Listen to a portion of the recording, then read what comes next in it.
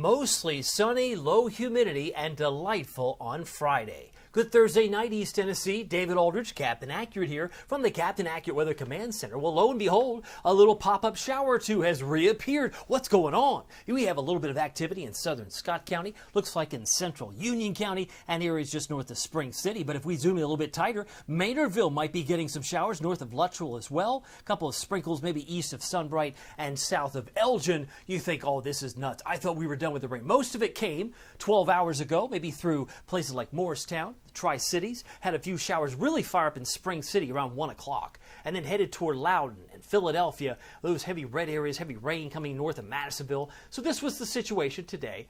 And it looks like it's still trying to show signs of kicking out as it heads eastward. By the way, if you need some comfort food tonight, maybe a late night dinner, you could check out Marcos.com. Your local Marcos Pizza can be found at Hardin Valley and Farragut, Maryville and Fountain City, Halls, Oak Ridge, Middlebrook Pike, and Ebenezer Road. Now under new ownership, new leadership, better than ever. They also are corporate sponsors of No Kid Hungry, so they give back quite a bit to the local community. Maybe you're hungry for a pepperoni pizza, a pepperoni magnifico as they're called, under $10. Maybe a Pizzoli would be better for tomorrow lunch. Lunch plans, make that your thought or consideration. They have pepperoni and sausage, which is my favorite, but they're very large. I will say that. They will fill you up. Radar shows there's not a whole lot showing up here, although we've already highlighted a few specks in Union County, for example, and it looks quiet other parts of the state with severe concerns in South Jersey, back toward Maryland and Delaware. There's been more activity, rain showers over the Great Lakes, and more weather that's been happening, popping up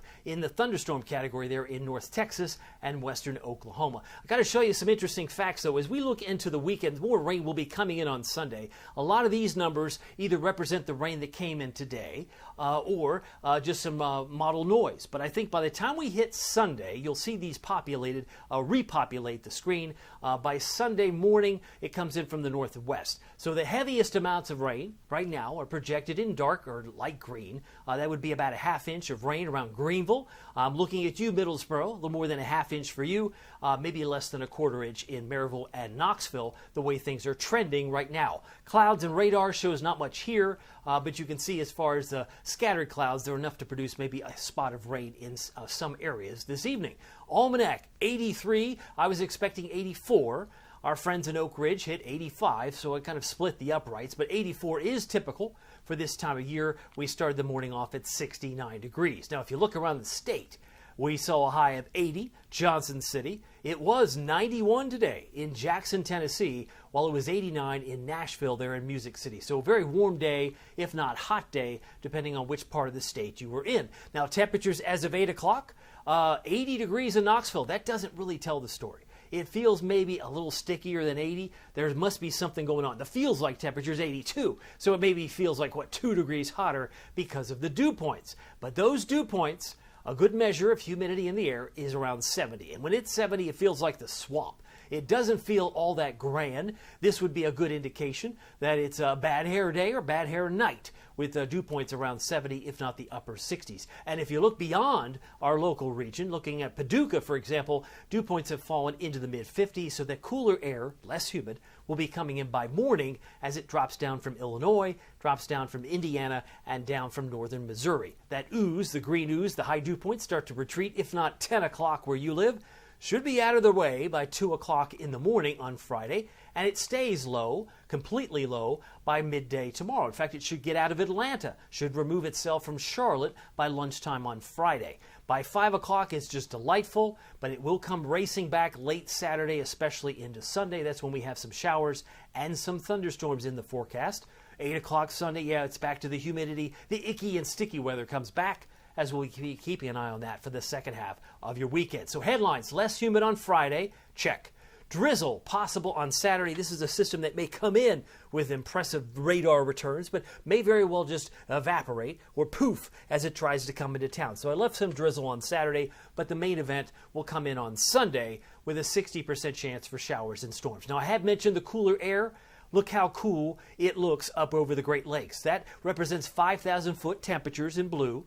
Now, keep in mind, for reference, Newfound Gap is about 5,000 feet above sea level. Knoxville is about 900. So when we're talking about the cold air aloft, it does translate to less humid air and we struggle to get out of the 80s. It's usually the low 80s. So it stays relatively cool right through Saturday, right into Sunday, and it's reinforced from Minneapolis back toward Omaha and eventually Chicago. Tries to spread in here as well, so we'll have a cool start to next week. That's Tuesday, the 11th of June, and it's rather cool, it looks like, between St. Louis and Memphis. So if you're hoping for 90, you'll have to wait a little while longer because we're a far cry from that. If you're curious how warm we've gotten so far this year, look no further than the month of May, because in May, we've hit 87 degrees, not once, not twice, but 3 times in a row.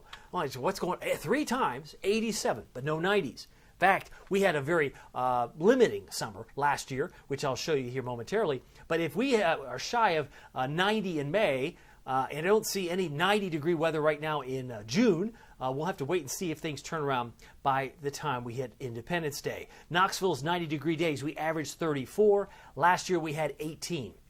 So if the average is 34, do the math, I guess 17. If we had 17, that'd be a half a summer.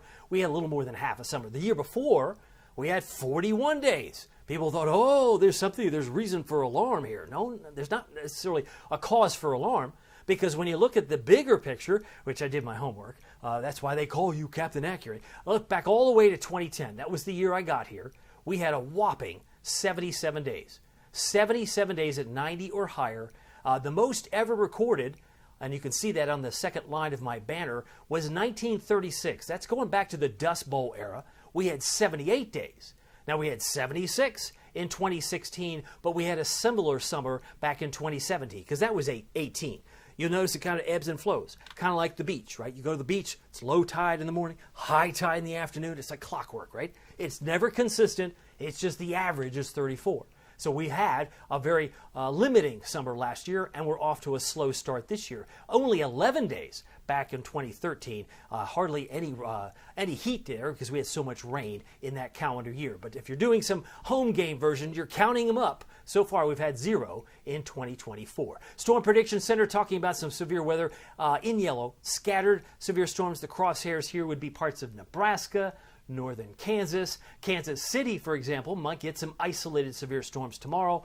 No real concerns in the Tennessee area for tomorrow. Friday looks delightful with the lower humidity. Saturday, we might see some thunder in places like Memphis or maybe even Jackson, Tennessee, but where there may be some isolated severe storms would be areas around, say, Wichita or Tulsa, Oklahoma, maybe east of Denver, and Nashville might get some rumbles of thunder by Saturday as well. But this system is going to fall into drier air, as we won't see much there as well. This illustrates it pretty well. Notice by 11 o'clock into tomorrow, just big bubble, no trouble. High pressure is going to give us lots of sunshine tomorrow. A delightful day, but then this warm front comes in, and it brings in some very heavy rain, or so it seems, between St. Louis and Louisville. Now, will that make it here? There are some indications that it just falls apart.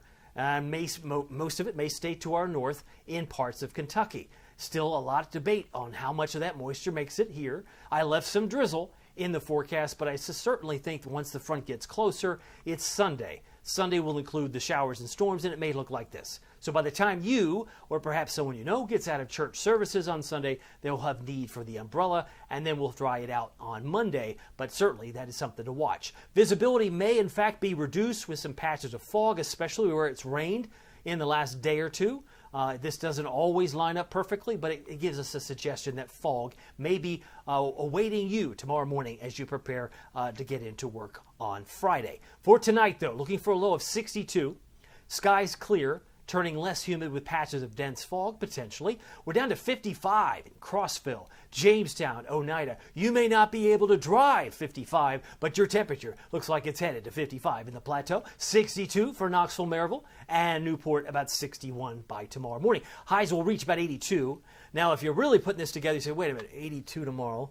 It was 83 today, 1 degree difference. But the difference is the dew point will have dropped 10 or 15 degrees into the mid-50s. So it's going to be a 70 to 56. That's about 14 degrees. So it's going to feel vastly different. It's a comfortable 82, and it's going to feel great. La Follette, 79, 76 for a high temperature in Crossville. Looking ahead to the Captain Accurate Weather Authority forecast for Knoxville, East Tennessee. Saturday, 82, drizzle possible. Only 80 on Sunday, and that's if we're lucky. Showers and storms. And then we go from clouds to sunshine and abundant sunshine for the second half of your Monday, if not before. I have Tuesday as the coolest day, and then more showers and storms, at least a 30% chance on Wednesday.